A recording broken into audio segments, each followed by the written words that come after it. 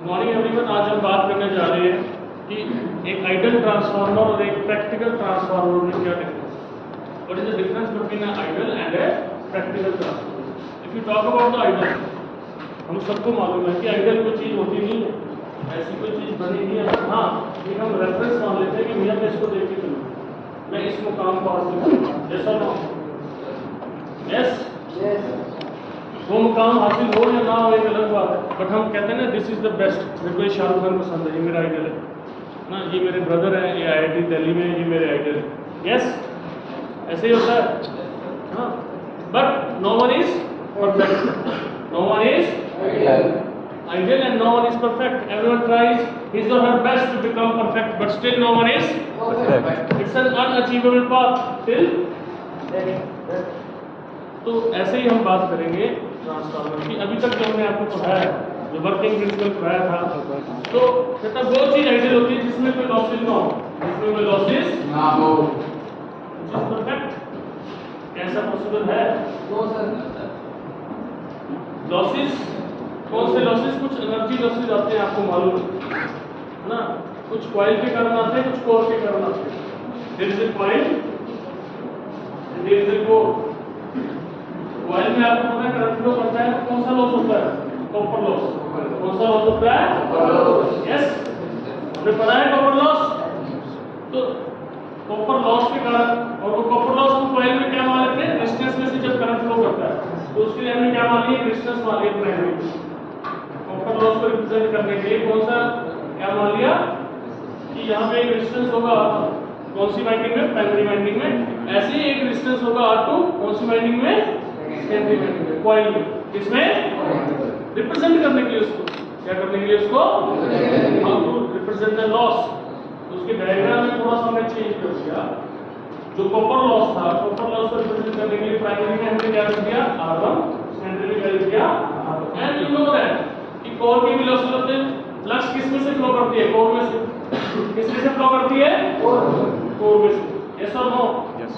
and it is linked with both primary as well as the secondary winding। जो flux है, जो magnetic flux lines जो produce होती हैं because of the alternating current, है ना, that is both linked with the primary as well as the secondary winding of the transformer. और एक लॉस हमारे पास होता है, उसे कहते हैं iron loss, and those losses are called as constant losses. क्या बोलते हैं उसको? Constant losses. There is a leakage flux, there is a leakage, कुछ लीकेज होती है फ्लक्स में। फ्लक्स समझते हैं? Magnetic flux lines, magnetic flux lines. तो वो लीकेज जो होती है मैग्नेटिक फ्लक्स लाइन में, है ना, तो उसको हमने नाम दे दिया कि कॉमन नाम दे दिया सभी लॉसेस को मिला के एनर्जी लॉस होती है। कौन सा लॉस है? देयर एनर्जी लॉस है देयर, और उसको किससे रिप्रेजेंट कर दिया? लीकेज फ्लक्स को इंडक्टेंस। किससे? उसका नाम दे दिया X1 for primary and X2 for secondary। Is it okay? X1 for primary winding and X2 for secondary winding of the transformer to represent the loss। Is it okay with everyone? While talking about the loss, please note down practical transformer क्या होता है, उसके बारे में लिखिए जरा। A practical transformer is one in which a practical transformer is one in which there are some energy losses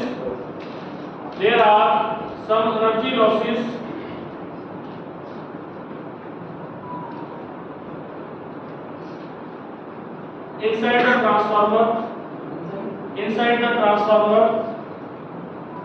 there are some energy losses inside the transformer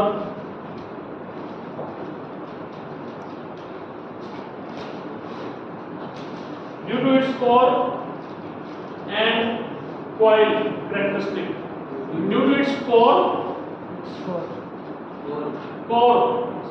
and coil characteristic, winding कहते हैं जिसको, coil कौन सी, उसको winding बोला जाता है, primary winding and secondary winding. Is it okay? या coil लिख लीजिए या वाइंडिंग लिख लीजिए, both are same thing. Is it okay? या तो कोर और coil, that is your winding। That is your primary and secondary winding. This is your primary winding and this is your core. इन दोनों के कारण जो losses आते हैं, ये लिखा है ना? Yes.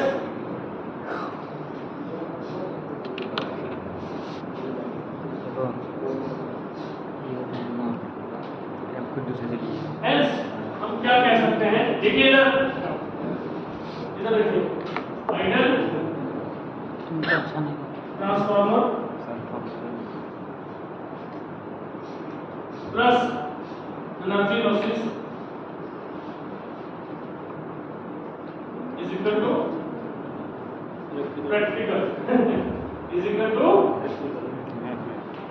ट्रांसफार्मर। जिस ट्रांसफार्मर में लॉसेस आ जाए तो ट्रांसफार्मर क्या बन जाता है? Practical. Ideal plus losses is equal to practical transformer. Yes or no? Is it okay with everyone?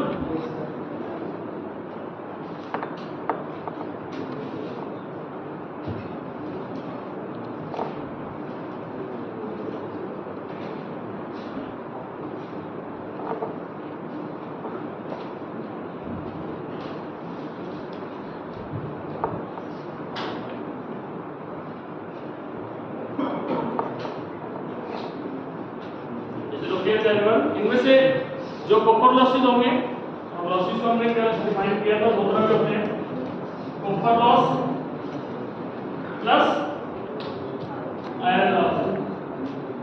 जो आयरन लॉसेस है मैं आज आपको बता देता हूँ डिफरेंशिएट, उसको और ज्यादा आप कैटेगराइज कर सकते हैं। सुन लीजिए प्लीज। एक लॉस हम ऑलरेडी स्टडी कर चुके हैं, iron loss is of two types. Iron loss is of two types. Number 1 is AD current loss, या लॉसेस तो भी लिखना, AD current loss, okay. And number 2 is hysteresis loss. Hysteresis loss I have already explained you. जो extra energy हमें लगानी पड़ती है उसको जीरो करने के लिए, याद है आपको B and H curve? B and H explain किया था आपको कि नहीं किया था? कर दे दोबारा। देखिए इधर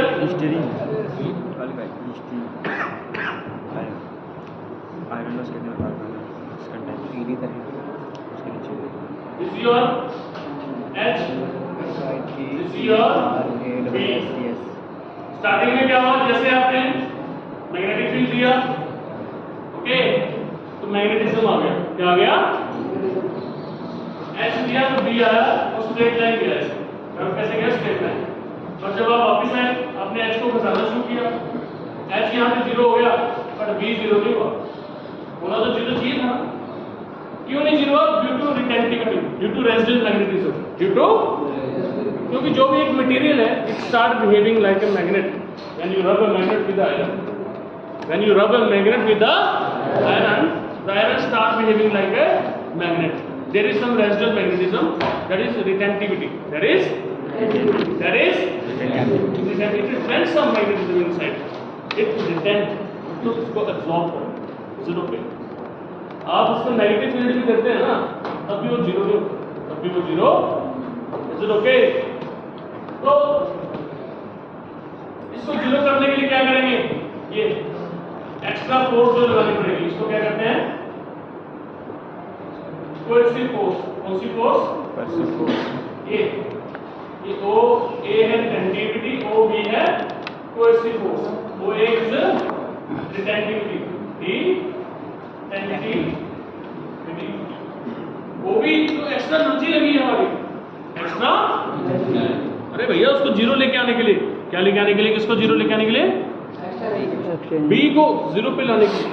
B को जीरो, जो एक्स्ट्रा H हमने लगाया अपोजिट साइड में, opposite negative direction, that is your coercive force, okay, that is your hysteresis loss. Which loss? It is a part of your iron loss, part of your iron loss. Another is eddy current. What is eddy current loss? कौन explain करेगा आपको? ये कर सकता है? Reason है मैं बताता हूँ। एडी करंट लॉस कौन सा लॉस होता है? ध्यान से सुनिए जरा। The property of the inductor that opposes the flow of current, that opposes the oppose करेगा, अपोज करता है ना, change in cause of it, change in cause of it. तो जैसे आपकी जो क्या हो रहा है कि कुछ ना कुछ चेंजेस आ रहे हैं अल्टरनेटिंग करंट में, उसमें ऑपोजिशन लेके आ रहा है, यस और नो। मान लीजिए इधर से आपने करंट दिया, यस, आपकी बैक ईएमएफ प्रोड्यूस हुई, क्या प्रोड्यूस हुई, क्या प्रोड्यूस हुआ, back EMF, back the opposite force, is okay. वो अपोजिट फोर्स क्या करेगी, एक बैक करंट फ्लो करेगी, क्या करेगी, बैक अपोजिट डायरेक्शन में, इसमें अपोजिट एंड दैट इज, और उस अपोजिट फोर्स जो आपकी मेंटेन करने के लिए जो करंट आपका प्रोड्यूस हो रहा है, उसके कारण जो एनर्जी वेस्ट हो रही है आपकी, और ये जो एनर्जी उसको हैंडल करने में अपोजिट फोर्स को होगी ना वेस्ट। मेरी बात सुनिए, एक एग्जांपल से समझाते हैं आपकी तरफ। Is moving for me, is moving for me, पर मैं इसको पुश कर रहा हूं, चलो मेरे तरफ आओ।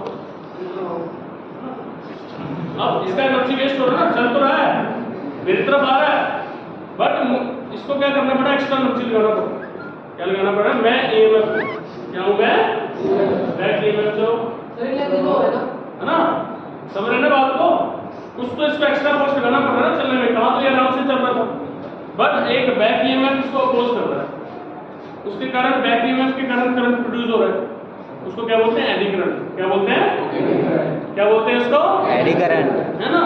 एंड जो इसका एक्स्ट्रा एनर्जी लग रहा है बेचारे का, उसको मेंटेन करने में एक्स्ट्रा एनर्जी मुझे सहने में लगेगा, नहीं लगेगा एनर्जी, उसने काम तो करना ही है, यस और नो, यस सर, आगे चलना ही चलना है इसमें, yes.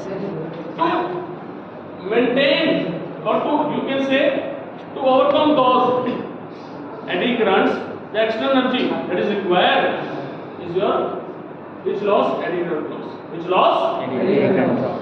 is it okay or not, okay sir, is it okay with you, yes sir, yes or no, yes sir. yes, thank you। तो इस तरह से हमने बात की लॉसेस की, हमने आइडियल और प्रैक्टिकल को समझा, बट एक चीज और आपको समझ आनी चाहिए, जैसे इसमें लिखेंगे इक्वेशन, तो इसमें क्या लिखते हैं, v1 is equal to, yes, v1 is equal to v1, यहाँ से सप्लाई किया, अगर इसकी बात करें यहाँ से क्या हो रहा है, v1 is equal to, yes, r1 i1, मान लीजिए यहाँ करंट i1 है, plus i1 x1 plus e1, yes, input is equal to output, और यहाँ ड्रॉप हो रहा है, यहाँ पे ड्रॉप होगा, यहाँ पे ड्रॉप होगा, फिर यहाँ पे क्या आ रहा है, v2 is equal to e2 plus I2 x2 I2 R, yes or no, तो ये फर्क पड़ता है लॉसेस आने से, समझे, वोल्टेज ड्रॉप बढ़ गया, क्या बढ़ गया, वोल्टेज ड्रॉप बढ़ने से रेगुलेशन आपकी क्या होगी, कम होगी, रेगुलेशन क्या होगी, कम होगी, तो बताया था ना आपको, यस और नो। नेक्स्ट, समझ आया इतना सबको, बिल्कुल कोई दिक्कत इसमें, नो सर, कोई दिक्कत नहीं, बिल्कुल नहीं। अभी मैं नेक्स्ट करते हैं, thank you so much. Okay, आज हमने आइडियल और प्रैक्टिकल को कंपेयर किया, ट्रांसफर को।